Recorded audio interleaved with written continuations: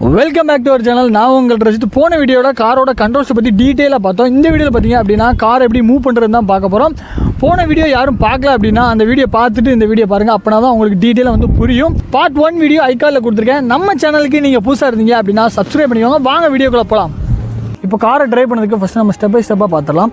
First step பார்த்தீங்க அப்படின்னா இந்த ஸ்டீரிங் தான். ஸோ இந்த ஸ்டீரிங் வந்து ரொம்பவே வந்து இம்பார்ட்டன்ட். இந்த ஸ்டீரிங்க்கும் வீலுக்கும் தான் ரொம்ப ஃப்ரண்ட் வீலுக்கும் கனெக்ட் ஆகிருக்கும். ஸோ இந்த ஸ்டீரிங் பார்த்திங்க அப்படின்னா ஸ்டெடியாக இருக்கா இல்லையான்னு நம்ம செக் பண்ண போகிறோம். அது எப்படி பண்ணணும்னு பார்த்திங்க அப்படின்னா இப்போ ஸ்டீரிங் பார்த்திங்க அப்படின்னா உங்களுக்கு டேன் ஆகிருக்கு. இப்படி டேன் ஆகிருந்துன்னா டயரும் வந்து உங்களுக்கு வந்து டேன் ஆகிருக்கும். அதை பண்ணி பாருங்கள். இப்போ டயர் பார்த்திங்களா உங்களுக்கு வந்து டேன் ஆகிருக்கு. ஸோ இதை வந்து நம்ம இப்போ என்ன பண்ண போகிறோம் அப்படின்னா ஸ்டடி பண்ண போகிறோம். அதுக்கு வந்து பார்த்திங்க அப்படின்னா டயர் வந்து ரைட் சைடாக பார்க்க இருக்குது. இப்போ அதுக்கு என்ன பண்ணணும், நம்ம ஸ்டடி பண்ணுறதுக்கு லெஃப்ட் சைடாக வந்து நம்ம டேன் பண்ணணும். இப்போ லெஃப்ட் சைடாக நம்ம டேன் பண்ணிட்டோம். இப்போ ஸ்டீரிங் பார்த்திங்க அப்படின்னா ஸ்டெடி ஆகிட்டு, அதேமாதிரி வீலும் வந்து ஸ்டெடி ஆகிட்டான்னு செக் பண்ணுங்கள். உங்களுக்கு டயரும் பார்த்திங்க அப்படின்னா ஸ்டெடி ஆகிட்டு. இப்போ நெக்ஸ்ட்டு என்ன பண்ண போகிறோம் பார்த்திங்கன்னா ஸ்டீரிங் அட்ஜஸ்ட்மெண்ட் வந்து பண்ண போகிறோம். இது எப்படி பண்ணணும் பார்த்திங்க அப்படின்னா ஸ்டீரிங்க்கு கீழே பார்த்திங்க அப்படின்னா உங்களுக்கு அட்ஜஸ்ட்மெண்ட் லிவர் இருக்கும்.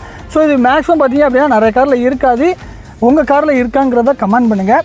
இப்போ கீழே பாட்டமில் நீங்கள் பார்த்தீங்க அப்படின்னா ஒரு லிவர் மாதிரி கொடுத்துருப்பாங்க. இதை நீங்கள் அப்படி லூஸ் பண்ணி விடணும். இதை பார்த்தீங்களா ஃபிங்கர் டிப், இதை நீங்கள் லூஸ் பண்ணி விட்டிங்கன்னா இந்த இது வந்து கீழே வந்துடும்.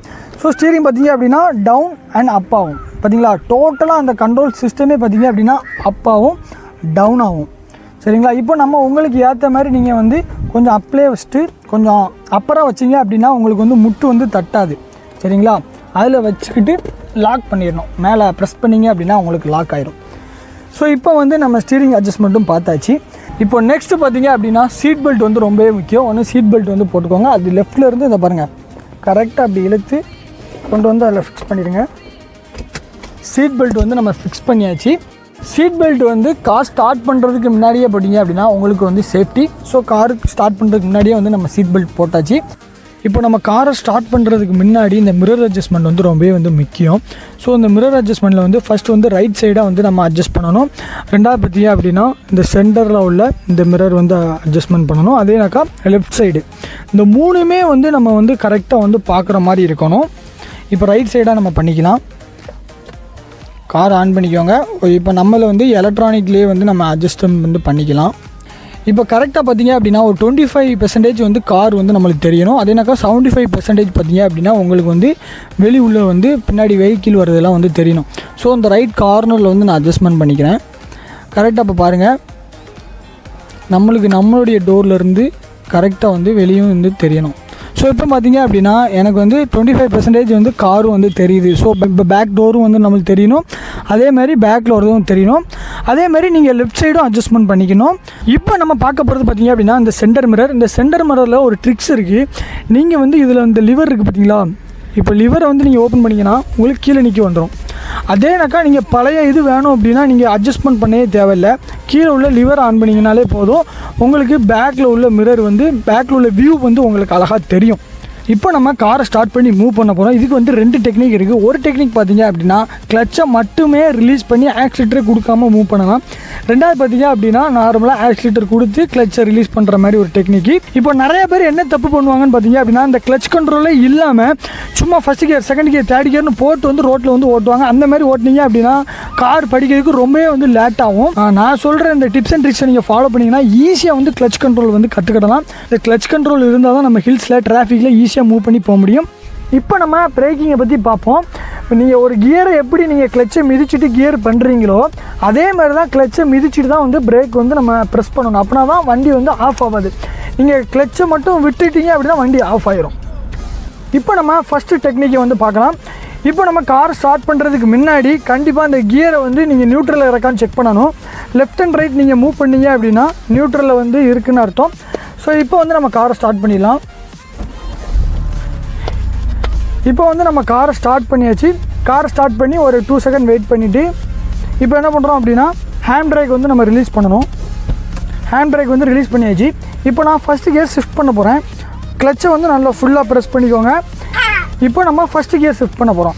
ஃபுல்லாக வந்து லெஃப்ட் சைடு நல்லா மூவ் பண்ணிவிட்டு ஃப்ரண்ட் சைடில் எப்படி தள்ளினீங்க அப்படின்னா உங்களுக்கு கியர் வந்து ஃபஸ்ட்டு கியர் விழுந்துடும். இப்போ வந்து நம்ம மூவ் பண்ண போகிறோம். அதாவது எந்த ஒரு ஆக்சிலேட்டருமே கொடுக்கல. நம்ம ஃபஸ்ட்டு டெக்னிக்கு கால் பாருங்கள் இங்கே தான் இருக்குது. காலை வேணால் நான் பிடிச்சிக்கிறேன். இப்போ கிளச்சை வந்து மெதுவாக ரிலீஸ் பண்ணணும். இப்போ பாருங்கள், கிளச்சை வந்து நான் மெதுவாக ரிலீஸ் பண்ணுறேன். இது ரைட் காலை வந்து நான் பிடிச்சிருக்கேன். பாருங்கள், கிளச்சை மட்டும்தான் மெதுவாக ரிலீஸ் பண்ணுதான் உங்களுக்கு கார் வந்து மூவ் ஆகுது. அவ்வளோ மெதுவாக ரிலீஸ் பண்ணிங்கன்னா கார் வந்து மூவ் ஆகுது, தெரியுதா? அங்கே பாருங்கள். அப்போ நிற்கிறதுக்கு வந்து நீங்கள் பையை ஸ்லோவாக மிதிச்சு பிரேக் மிதிச்சுக்கோங்க. இப்போ வந்து நியூட்ரல் ஆக்க போகிறோம். நியூட்ரலை அதே கிளச்சை விடாமல் நியூட்ரல் பண்ணிவிட்டு இப்போ வந்து நான் கிளச்சை விட போகிறேன். கிளச்சை வந்து விட்டாச்சு. இதேமாரி எம்டி கிரவுண்டில் நீங்கள் இதேமாரி ஒரு 1 டே ப்ராக்டிஸ் எடுத்தீங்க அப்படின்னா உங்களுக்கு கிளச் கண்ட்ரோல் வந்து ஈஸியாக வந்துடும். இப்போ நம்ம ஆக்சிலேட்டர் கொடுத்து வந்து நம்ம மூவ் பண்ண போகிறோம். அதுக்கு என்னென்னு பார்த்தீங்க அப்படின்னா, இது வந்து சரியாக தெரியறதுனால உங்களுக்கு இப்படி காமிக்கிறேன். இது வந்து ரைட்டு, இது லெஃப்ட்டு. இப்போ கிளச்சை வந்து நீங்கள் மெதுவாக விடணும், ஆக்சிலேட்டரை மெதுவாக கொடுக்கணும். தெரியுதா உங்களுக்கு? இந்த மாதிரி மூவ்மெண்ட் தான் நம்ம பண்ண போகிறோம். இப்போ அதேனாக்கா கிளச்சை ஃபுல்லாக வந்து ப்ரெஸ் பண்ணிக்கோங்க. கியரை வந்து லெஃப்ட் சைடாக மூவ் பண்ணிவிட்டு ஃப்ரண்ட் சைடு தள்ளிங்க அப்படின்னா ஃபஸ்ட் கியர் விழுந்துருச்சு. இப்போ வந்து அதே எனக்கு பையை வந்து ஃபஸ்ட்டு கிளச்சை தான் ரிலீஸ் பண்ணணும். கொஞ்சமாக ரிலீஸ் பண்ணிவிட்டு இப்போ ஆக்சிலேட்டரையும் கொஞ்சமாக நம்ம கொடுக்க போகிறோம். அதாவது இப்படி விட்டுட்டு இப்படி நம்ம கொடுக்க அப்படி பாருங்கள், கார் வந்து கொஞ்சமாக மூவ் ஆகுது. மூவ் ஆன உடனே நிப்பாட்டிடணும் பிரேக்கை, பையை மிதிச்சு. அதாவது பிரேக்கை மிதிக்கையில் நம்ம கிளச்சை பார்த்தீங்க அப்படின்னா விட்டுறக்கூடாது. விட்டிங்கன்னா ஆஃப் ஆயிரும். இப்போ வந்து நம்ம 3ஐயுமே வந்து கண்ட்ரோல் பண்ணி காட்டுறேன். ஃபஸ்ட் வந்து கிளச்சை ஃபுல்லாக மிதிச்சுக்கோங்க. ஃபஸ்ட்டு கியர் வந்து லெஃப்ட் சைடாக மூவ் பண்ணிவிட்டு ஃப்ரண்ட் தள்ளிங்க அப்படின்னா ஃபஸ்ட் கியர் விழுந்துடும். இப்போ வந்து கிளச்சை வந்து மெதுவாக ரிலீஸ் பண்ணணும். மெதுவாக ரிலீஸ் பண்ணி ஆக்சிலேட்டரும் அதே டயத்தில் வந்து கொடுக்கணும். கொஞ்சமாக கொஞ்சமாக மூவ் ஆகுதா? இப்போ வந்து கிளச்சை மறுபடியும் ப்ரெஸ் பண்ணிவிட்டு பிரேக்கை வந்து பையை மிதிக்கணும். அவ்வளோதான், சென்டரில் மிதிச்சிங்க அப்படின்னா வண்டி நின்றுடும். இப்போ பிரேக்கையும் வந்து நம்ம பியும் மிதிச்சிருக்கோம், சி கிளச்சையும் வந்து மிதிச்சிருக்கோம். இப்போ வந்து நியூட்ரல் கொண்டு வர போகிறோம். இப்போ என்ன பண்ணணும்னா அப்படி இருக்கட்டும். இப்போ கியரை மட்டும் அப்படி நீங்கள் ரிவர்ஸ் பையை கொண்டு வந்தீங்கன்னா நியூட்ரல் விழுந்துடும். ஸோ நியூட்ரல் விழுந்ததுக்கு அப்புறம் தான் நம்ம வந்து கிளச்சை வந்து காலில் எடுக்கணும். அதுக்கப்புறம் பிரேக்கில் இருந்து அப்படி கால் எடுத்துக்கலாம். இப்போ வந்து வண்டி எந்த இதுவுமே ஆஃப் ஆகலை, அப்படியே வந்து இருக்குது. உங்களுக்கு ரைஸ் பண்ணி வேணால் காமிக்கேன். சரிங்களா? வண்டி வந்து எந்த ஒரு ஆஃப்லேயுமே ஆகலை. இதேமாரி நீங்கள் ரிப்பீட்டடாக பண்ணிக்கிட்டே இருந்தீங்க அப்படின்னா உங்களுக்கு ஈஸியாக வந்து நீங்கள் ட்ரைவ் பண்ணலாம். அதாவது கண்ட்ரோல்ஸ் வந்து முக்கியமாக இதோட என் பண்ணிக்கிறேன். இதில் எதுவும் நான் மிஸ் பண்ணியிருந்தேன் அப்படின்னா மறக்காமல் வந்து கமெண்ட் பண்ணுங்கள். நெக்ஸ்ட் வீடியோவில் பார்த்தீங்க அப்படின்னா நம்ம 3rd 4th கியர், அப்புறம் ரிவர்ஸ் கியர், டிராஃபிக்கோட ரூல்ஸு, அப்புறம் நைட் எப்படி ட்ரைவ் பண்ணுறதுன்னு எல்லாமே வந்து கற்றுக்கிடலாம். இந்த வீடியோ உங்களுக்கு பிடிச்சுன்னா லைக் பண்ணுங்கள், உங்கள் ஃப்ரெண்ட்ஸு ஷேர் பண்ணுங்கள். மறக்காமல் இந்த வீடியோவில் எதுவும் விட்டுருந்தேன் அப்படின்னா கமெண்ட் பண்ணுங்கள். நம்ம சேனலுக்கு சப்ஸ்கிரைப் பண்ணிடுங்க.